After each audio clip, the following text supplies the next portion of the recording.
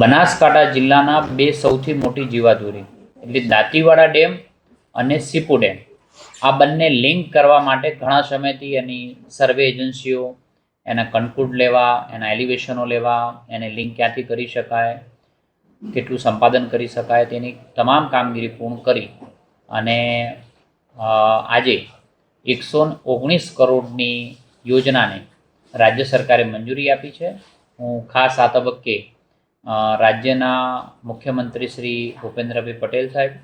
નાયબ મુખ્યમંત્રી શ્રી માન્ય હર્ષભાઈ સાહેબ,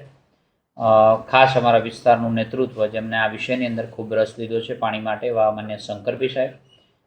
સિંચાઈ મંત્રી શ્રી જે સમયે આની શરૂઆત કરી હતી એ સમયે કુંવરજી બાવળિયાજી મંત્રીશ્રી હતા અને હાલ ઈશ્વરભાઈ,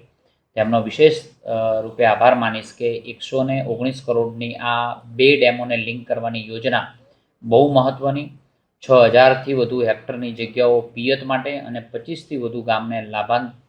લાભાર્થી આ ગામના લોકો પિયત પાણી કરી શકશે। નહેર સંપૂર્ણપણે તૈયાર છે અને એમાં માત્ર પાણી ન ભરાવાના લીધે આ લિંક કરવાની યોજના જે બનાવી છે ખૂબ આવકારદાયક છે। આના લીધે સીપુ ડેમ 75 MCM એટલે મિલિયન ક્યુબિક મીટરનો પાણીનો સંગ્રહ થશે, જેના લીધે આ પાણી જો વધારાનું આવે છે અને દરિયામાં ના વહી જાય તો દાંતીવાડાથી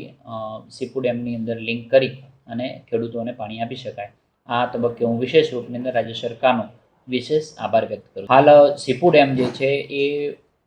25 વર્ષની અંદર 1 કે 2 વાર ભરાયો છે, એટલે એના લીધે જે એની કેનાલો છે એને લિંક કરેલી હોય, ખેડૂતો સુધી પહોંચાડવાની હોય તો પાણી અવેલેબલ ન હોવાના લીધે એને આપણે પિયત નથી આપી શકતા હતા। હવે આ લિંક થવાના કારણે જ્યારે દાંતીવાડા ડેમ છે એ દર વર્ષે ભરાય છે, તો જ્યારે ઓવરફ્લો પાણી હોય છે દરિયામાં ના વહી જાય એના માટે એને લિંક કરીને આપણે દાંતીવાડાથી સીપુ ડેમ સુધી લિંક કરી શકીશું।